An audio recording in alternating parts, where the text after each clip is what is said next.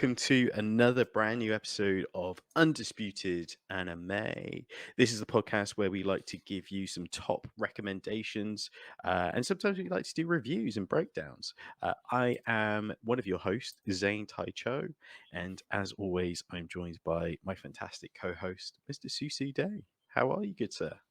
Good morning. It's Saturday. It's a weird time in the UK, but anime waits for no one.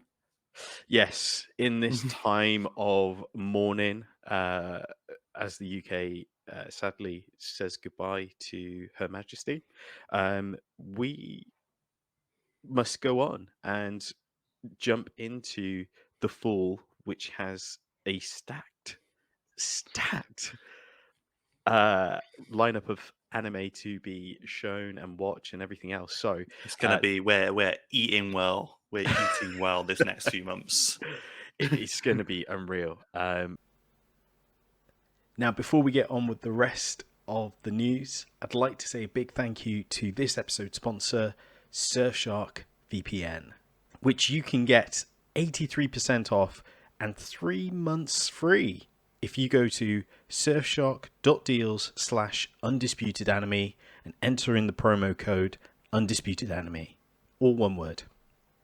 Surfshark VPN lets you trick your device into thinking it's in a different country, which opens up a whole world of content libraries. If you're in the UK, you could watch Japan Netflix, which will give you a far bigger selection of animes. If you're outside the UK, you could watch BBC iPlayer. And if you're in the US, you can finally get access back to the old WWE network. We've all been using Surfshark here at Undisputed Anime for a while, and it's our official VPN. And it doesn't just give you access to all the animes, it also secures your networks by encrypting internet traffic, keeping your location and download history private. Like my collection of shoujo mangas, which must be protected at all costs. My favourite feature for this is that Surfshark knows when my phone leaves a trusted connection, like my home or work internet, and it immediately turns on to prevent this interference. It's like having a JoJo stand for your phone. To sign up to Surfshark today, by using our link in the video description below, surfshark.deals/undisputedanime, which you can get 83% off and 3 months free if you go to surfshark.deals/undisputedanime and enter in the promo code undisputedanime. We really appreciate it if you at least check them out, as they've been great company and we love working with them. Support Undisputed Anime and support your internet privacy with Surfshark. But to kind of start off the season, Cyberpunk Edgerunners, a weird, out of nowhere sort of collaboration with the gaming studio CD Projekt Red. Yeah. And Studio Trigger, one of our favorite studios here on the podcast. We've been massive advocates of their previous work and such. This collaboration, again, felt like it came out of nowhere, but I'm not going to complain because the trailers and everything looked incredible. Yeah, and full disclosure, I've been a very, very busy boy last couple of weeks. I've not actually had a chance to see it yet. My whole experience of this anime is based on trailers, hot takes on the internet, and obviously people's own takes on the video game itself. Yes. So that's what I'm coming from on this. I'm hoping to actually get started on this probably tomorrow, as I have convinced my wife that it's worth a watch. So good. So for the sake of the podcast and for listeners, this is going to be, I'm going to try and keep it spoiler free as possible. So I am 8 episodes deep into this 10 episode series. Each episode is 24 minutes long.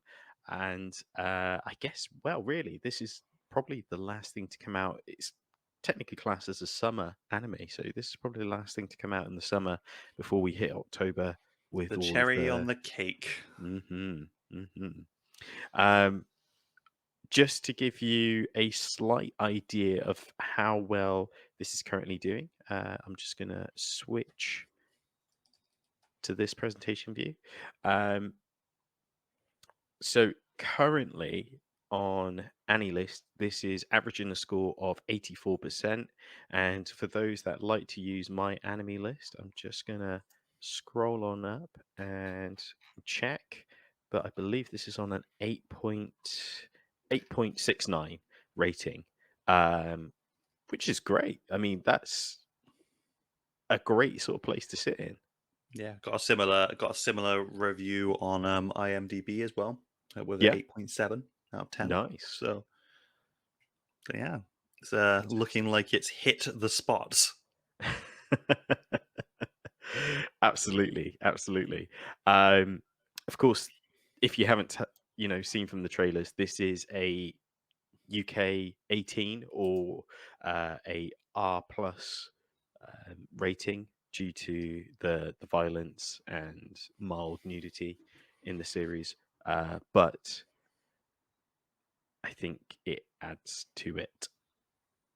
Fantastic, because I think that's what we've. I think that's what some studios are starting to come to terms with, is that Mm, there are a lot of stories that they want to tell, and sometimes like ratings can be a bit limiting. Like hmm if you like in for example this, like if you want to go into a story, like a story or like a setting where the violence is very high, and like if you censor it, it's kind of like you lose some of Yeah. it.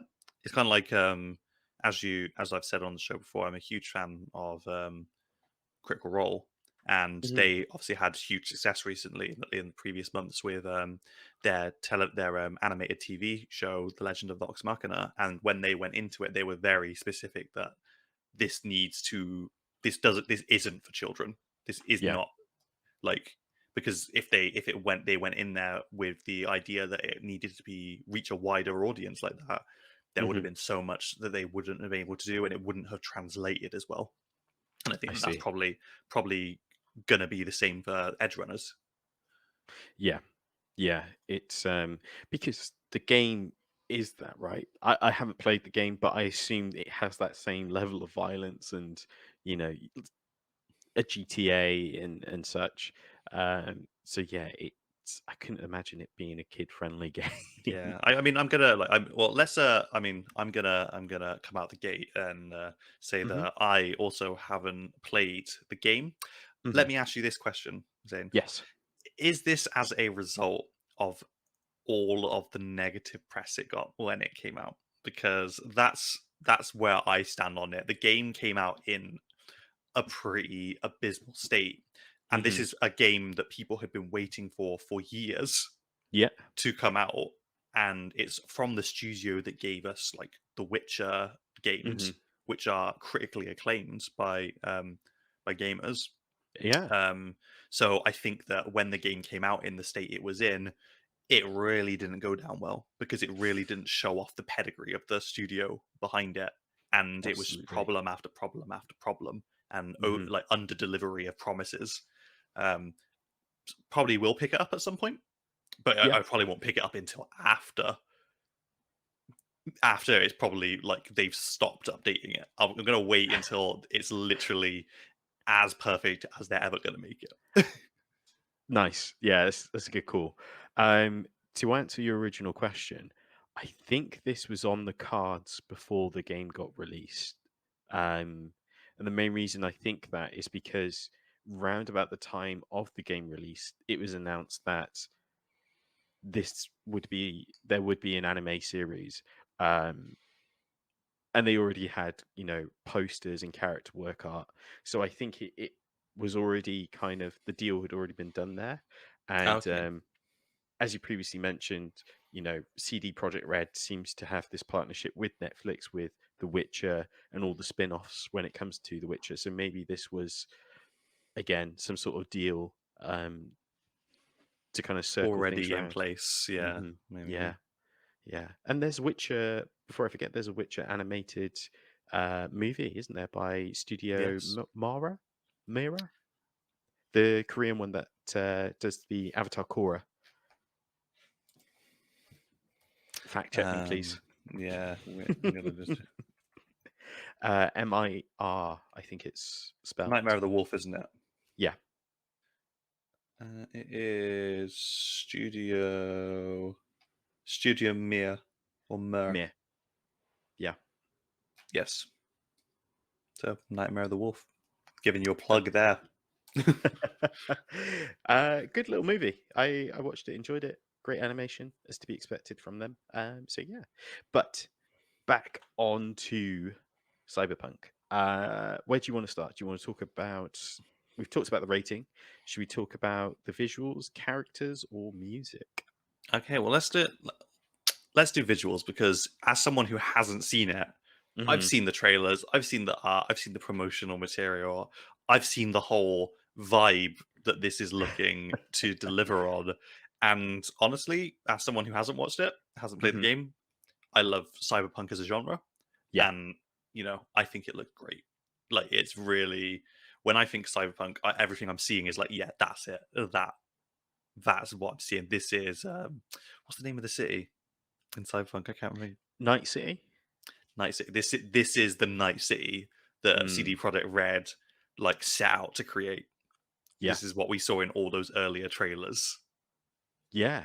I guess what surprises me as well is Studio Trigger, dare I say, aren't known for the sort of cyberpunk world sort of aesthetic.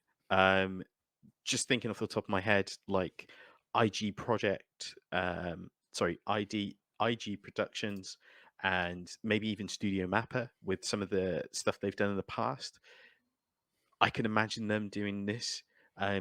Where it came to Studio Trigger, I was like, wow. When the trailer dropped, I should say, it really gave off that amazing 90s aesthetic, early anime like your Avas or Cowboy Bebop, like that early Ghost in a 90s Shell sort of Ghost in the stuff. Shell. Yeah, the backgrounds and everything are just visually beautiful. And the colors a lot more vibrant compared to those. But, this is a digital, we're in a more of a digital than a hand-drawn sort of era now, aren't we? Yeah. And To its credit. Yeah, absolutely. Keeps it nice and clean. For those who are interested in more of the art side of things, Yu Yoshimari, if I've pronounced that correctly, has a video on Netflix Anime where he goes through the character design work, which is definitely worth a watch and is really fun. And he does it all on a iPad Pro. So, yeah, it's definitely worth checking out. I love his character work. Absolutely He was love this man's work. storyboarding. He storyboarded the key animation for Furikuri. That's incredible.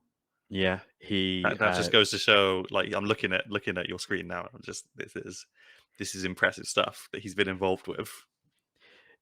Yeah, his background is just phenomenal. As mentioned, Ava Kill la Kill makes a lot of sense. Tengen Toppa Gurren Lagann, Fulikuli, Little Witch Academy. So you'll start to get a sense of his character work and design. B and A, which is really fun. I really enjoyed that not too long ago. Promare. Mm-hmm. He worked on the movies for Gurren Lagann. Gosh, yeah, his pedigree is undisputed. Big fan of him and his work. Absolutely fantastic. Another sort of aspect of it as well is, of course, the direction. Again, from someone who's watched a couple of these episodes, it feels slightly different to the normal, I guess it's fair to say, template when it comes to Trigger. And you could probably understand what I mean when I say Studio Trigger have, when it comes to shows like Kill la Kill, they act like super bombastic, like a Michael Bay movie. And then there's a point somewhere in the series where it gets really philosophical and really in depth. And it's incredible, like as an experience, isn't it? Yeah, And it just amps everything up to 11. the trigger experience. The trigger, the trigger experience. With this, I think it's very well layered, like very well layered, like throughout the episodes. Like it's not just, yes, it is bombastic and the action's amazing and the animation's incredible, but I feel like from the get-go, it takes the time for character development and character growth, and also be this like super layered show run all the way through. Um, as I mentioned before, which is different to their style, but it's not a bad thing at all. It's just a nice sort of unique take on it. How does that make you feel as a Trigger fan? Hearing Yeah, that, you know, I'm all for trying new things. I think I'm all about the vibes, guy, man. Like, mm, and Trigger always delivers on the vibe. yeah, Like they always deliver what they're trying to deliver. And I don't think I've ever watched anything from Trigger where I've gone, this is not what I was expecting. hmm, You know, they always meet that level of expectation that I have.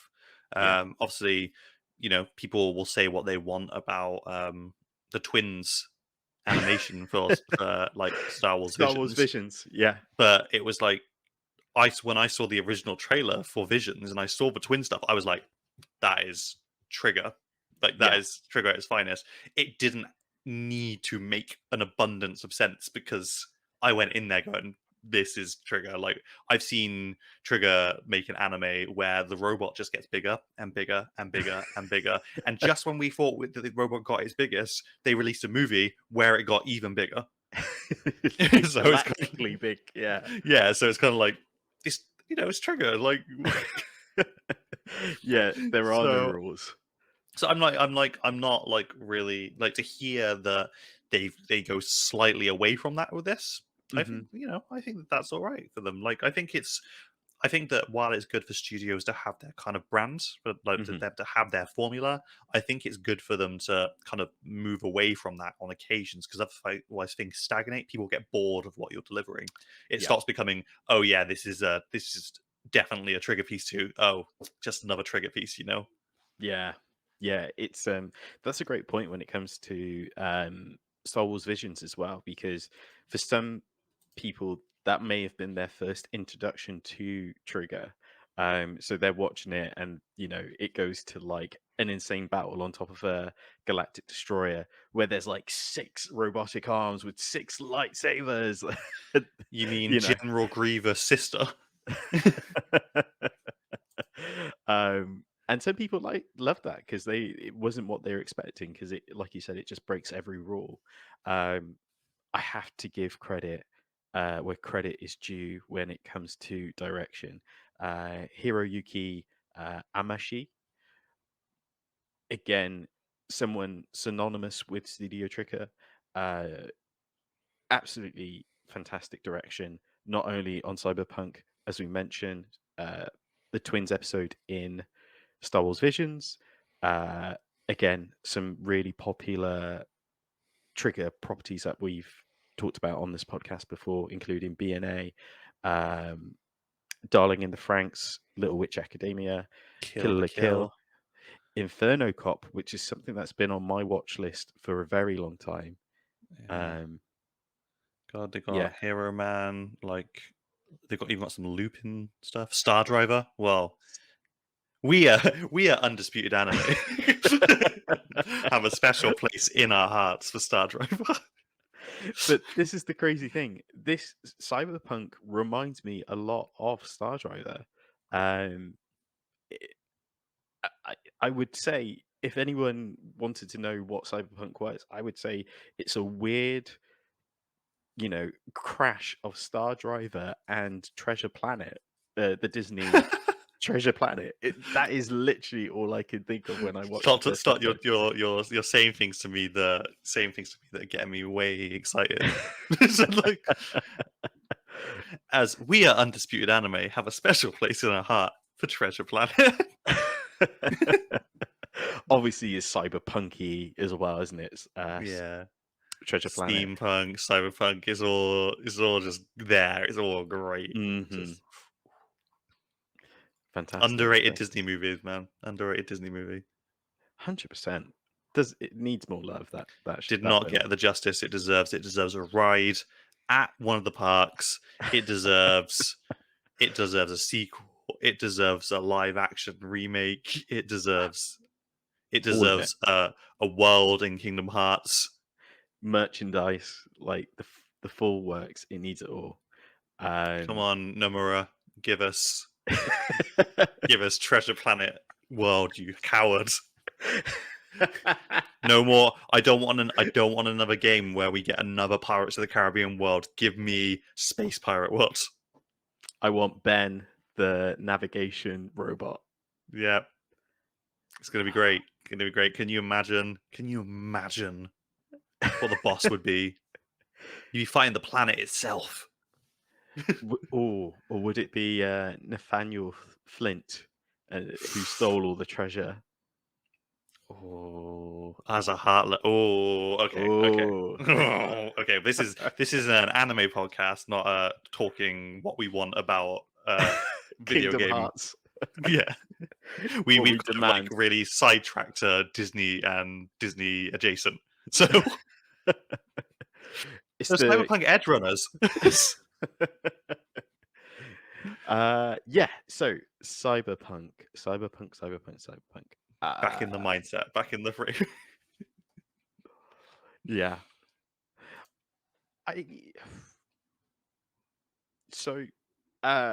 Visuals is stunning, as we previously mentioned.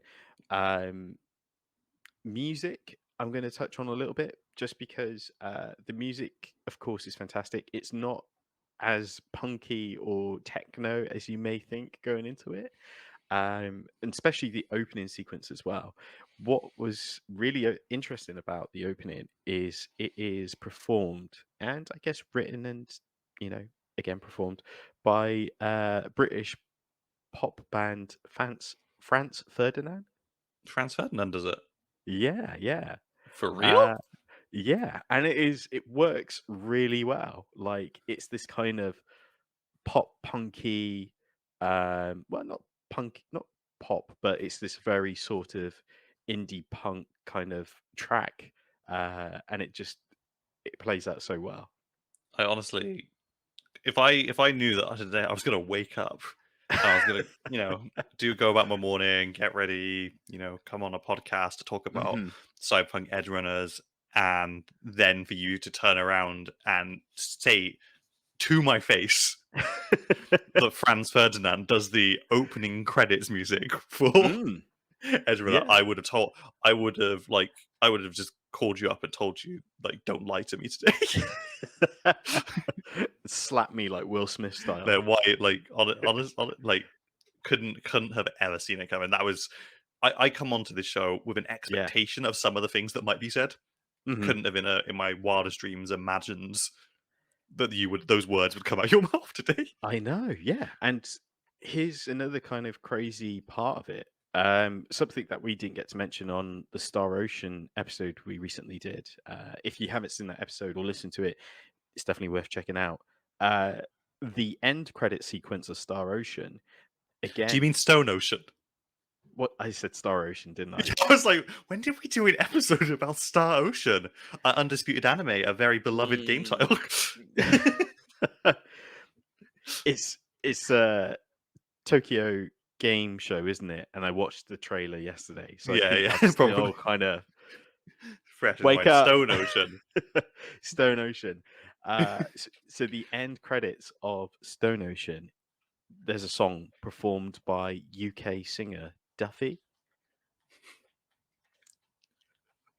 What are you saying to me? I'm saying, for some weird reason, I think all the sort of like from 2000 to 2010 singer-songwriters, UK-based ones, seem to be doing intros and outros to Japanese anime at the moment, and I don't know why. I'm down for that, but it's not something that I expected to hear. ever since Florence and the Machine did the Final Fantasy 14, 15. 15 trailer, maybe it's just opened the door to. I'm waiting. I'm honestly waiting for you to tell me. Oh, by the way, Arctic Monkeys did all the music for this, and it's all very much. My mum's in a hospital. She's got a robot arm. I shot a guy in the face today. Like this time next month, Arctic Monkeys will be doing Brian Storm to Chainsaw Man. That's what that's what I'm guessing. Arctic Monkeys does the ending sequence to the new Bleach. The song's called Bankai, and it's the lyrics talking about this story of this girl they met in a bar who was a little bit dirty looking, but they were like, nah, that's fine. Yeah. It's like an unexpected turn. Expect more UK early 2000 music or artists to appear in your next anime. Watch the spaces. Apparently that's where they've been hidden all this time. Sophie Alex Spexter in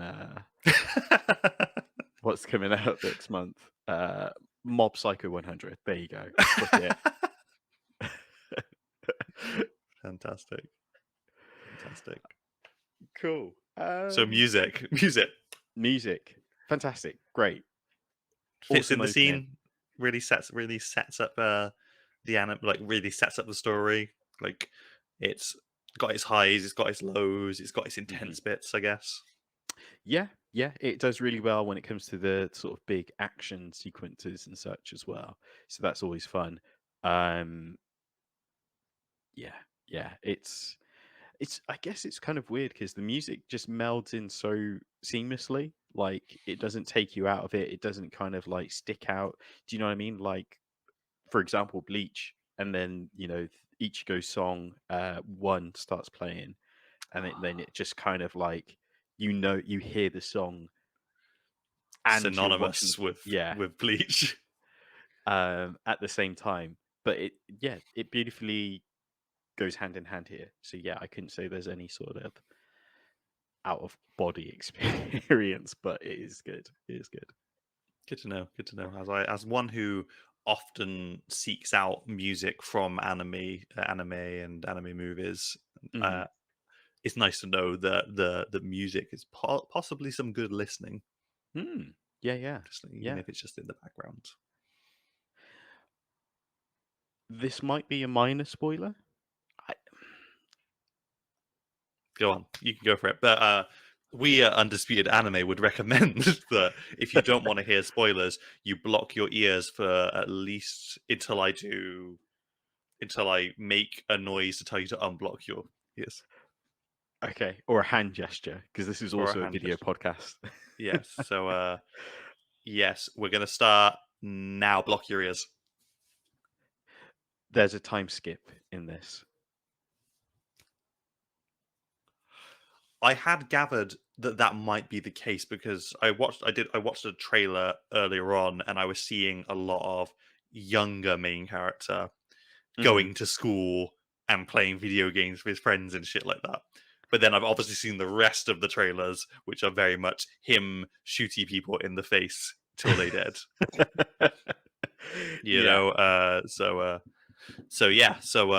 Okay. How do you feel about a time skip? It's not the worst thing. I think here's the tricky part. Because he's a teenager, it's hard to place how big of a time skip it is. So it's I would say maybe 2 or 3. I'd say 2 years maybe max, or a couple of months. Do you know what I mean? Yeah, I do. I do like a time skip in a shorter form story because it's only 10 episodes, isn't it? Yeah. Because I feel like a time skip does a lot, if done well, to lend to the growth of a character. Yes. Like, so I obviously have not seen it yet, but I obviously know that his life looks like it goes from being pretty slice of life, good times with his friends to Hmm. being a lot seedier, a lot darker, a lot more violent. Yeah. And I think a time, if done well, a time skip can really lend to that, because you're like, okay, this happened at the end of his innocence period, Yes. and Yes. this is like all the stuff that's happened in between then Hmm. has driven him to become who he is now. Yes. Yeah. You're absolutely spot on because I'm a sucker for a time skip. I absolutely love a time skip. And one of the biggest things I love about a time skip, which you've just mentioned, is at the beginning of the series, you get introduced to the character and everything else. And there's a point where at the end of that part of the journey, it changes something about them. And then you get the time skip to the point where that change has had such a dramatic effect on them. They now develop this way or they've become this way. So again, prime example, Naruto, he's this 12-year-old hyperactive kid, and then you get to Shippuden and he's a little bit more Mature, ref- yeah. mature, refined. He thinks more about the fight instead of just throwing hands. Like, it is a great sort of progression. Yeah. One Piece, also a great example. Like, they got Mhm, the time skip there where everyone undergoes the growth that they needed to continue on their journey. mhm. Bleach, it was only a short time skip, but I think that what Deep Bleach did very well was, obviously Ichigo didn't get stronger No, after the time slip.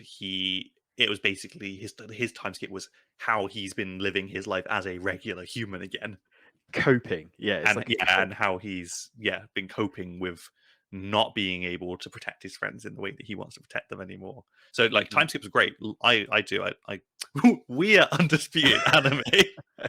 Love a time skip. Absolutely, absolutely. As much as they are used quite a lot nowadays, I think, as you said, if they're done right, they are done bloody good. Yeah, absolutely. So time skip, good to know. Are we done talking about the time skip section? Yes. You may now unblock your ears.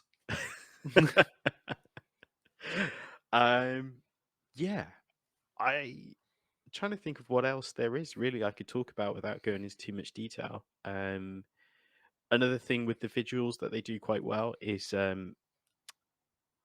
text appears on the screen when there's like sort of moments where trying to think of words to describe it. There's certain character driven moments where it's kind of like you're going to have to do this, and the text appears on screen where someone else is telling him like push the button and just drive. You got to get out of there, and he's kind of like panicking. It's a really cool like message, if you know what I mean, because it's not just Yeah, about the surface level message of you're going to have to drive. It's more the layered approach of being like you have to push forward, like whatever situation you're currently in. I like that. I like that a Mm, lot. I like that an awful lot. You know what I'm also liking about anime, yeah. especially about the idea of this. Like, it obviously looks great. It looks like it's going to sound great. Looks like Hmm. it's just generally going to be great.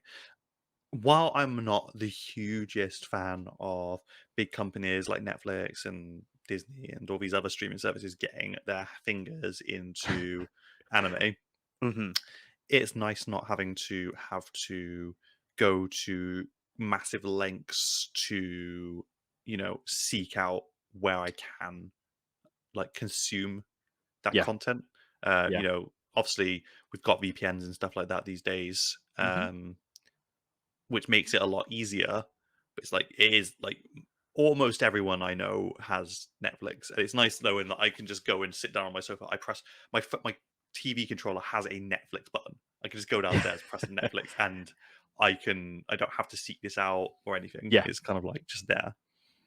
Oh, 100%. I couldn't agree with you more. I really want Crunchyroll to kind of expand their app in terms Yeah. of making it available on smart TVs. Yeah, I would love that because the problem I have at home is I've got a what is the Google dongle called? Chromecast. I got a Chromecast in my bedroom, Hmm. and if I want to watch like anime, I'm like, okay, well, I can do that in the bedroom. I just got to stream it over there. I can't stream my Crunchyroll to my TV Yeah. downstairs. Even I can stream YouTube, I can stream Netflix, I can stream everything else. I cannot Mm. stream Crunchyroll to my downstairs TV. If I want to watch it downstairs, I have to either open the PlayStation app, Yeah. or I need to take the Chromecast downstairs. Yeah. So I would love it if they just had a decent app on TVs, because it's become such a big like market now. It's Mm. silly for them not to. Yeah. So Yeah. Yeah. Fingers crossed they kind of go in that space, because I think it would do wonders for them. But as you rightly mentioned, you know, Netflix is slowly becoming a powerhouse. I know Amazon Prime have a sort of niche collection of different IPs, probably some slightly older ones, yeah, but more so movies. So, off the back of Cyberpunk, if you are looking for more 90s aesthetic, cyberpunk esque um, anime, I would say check out Amazon Prime because they'll have Ghost in the Shell. Maybe Netflix has Akira here in the UK and such, and Cowboy Bebop, of course. So yeah, those are going to be like good places to catch something of a similar vein. Um, I guess really at the heart of it all, this mhm, is the most important question that I'll ask, and we're primed. We're in a really good position for me to ask this question. mhm. Is as someone who has watched most of it, Yeah, speaking to someone like me who has seen none of it, yeah. other than trailers, promotional material, is this worth my time? Is it worth the watch? And is it something that I will want to watch back to back until I'm done? 100%. 100%. Even though this weekend has been quite busy, for us as well, because we were going to talk about Drifting Home, again, another anime movie that dropped on Netflix. I would say watch this because this is absolutely sensational. Um, at the same time, like I what Cobra Kai, Cobra Kai came out as well, so I was kind of like, do I watch this first or do I watch Cobra Kai first? And I was like, no, I really want to enjoy this. Let me just get my kind of trashy TV out the way first, and then like binge it, and then like take this in, soak it in, understand it on every level. And I'd say the other sort of thing off the back of that, I kind of want to play the game now. Now, seeing this, I really want to be in this world even more. Knowing full well, just as you said from the promotional stuff, some of the scenes are scenes that, well, some of the backgrounds in this are in the actual game. So there's like a highway bit, chase scene and such, and people have found the shot by shot where it is in the game and stuff. And I'm like, oh man, I kind of want to check that out. And there's the crux of it. Have we now found out that this whole partnership between CD Projekt Red and Netflix was a way to promote the game, Mm, drive up game sales get to new people players. who wouldn't necessarily play it?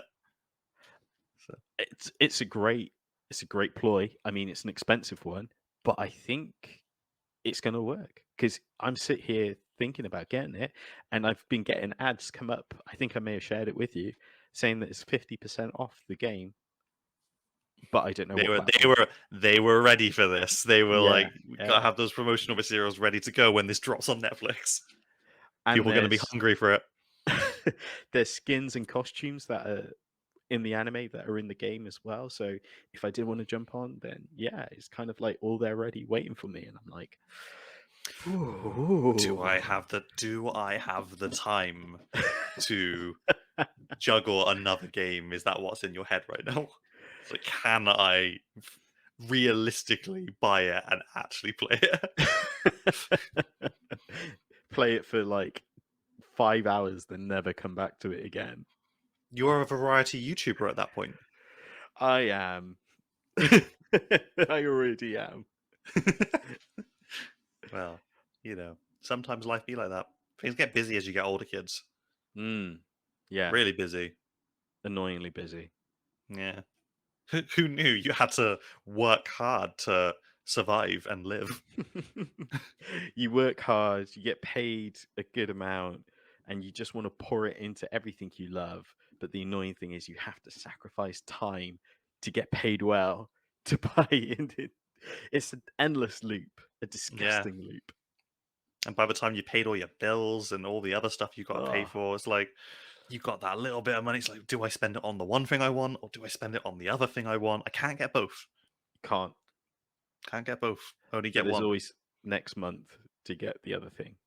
Yeah. So it's kind of, what are we gonna do? What we doing there? Life is hard. Yeah, it's tricky. It's tricky, but we'll get there. I guess that's the review.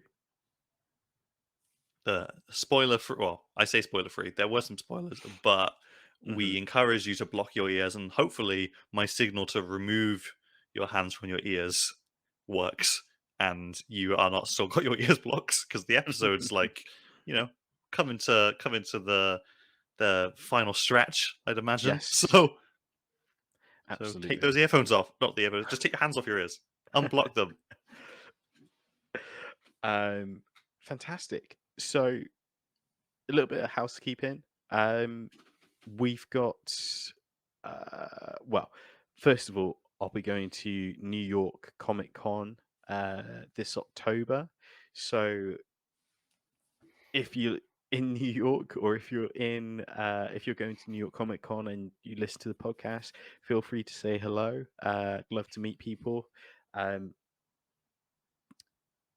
So that's exciting. We've got some episodes lined up with some more guests. So make sure to subscribe to the YouTube channel, and of course your favorite podcast platform, because we've got some guests coming on to do some special episodes, which will be fun. Those guest episodes absolutely worth a listen. If you've not listened to the most recent one, really enlightening as someone who doesn't partake in a lot of mech anime. To hear someone up here from someone who is so passionate about the genre and has so much insight was really interesting. Yeah. So check out, I guess it was last week's episode now. Ash from Giant Shooty Robots podcast joined us, and he gave us 5 recommendations. Great recommendations, because they were none that I had come across before. So if you're new or old to the genre, it's definitely worth checking out that episode. And I did plug Star Driver, by the way, because it's king. Star Driver is king. I watched the episodes. It was something to behold. Make sure to check out undisputedanime.com, where you can find all the latest episodes and things that are happening. And make sure to check out today's sponsor, Surfshark VPN, in the description down below. Please do. Mr. Susude, anything more from yourself, do you think?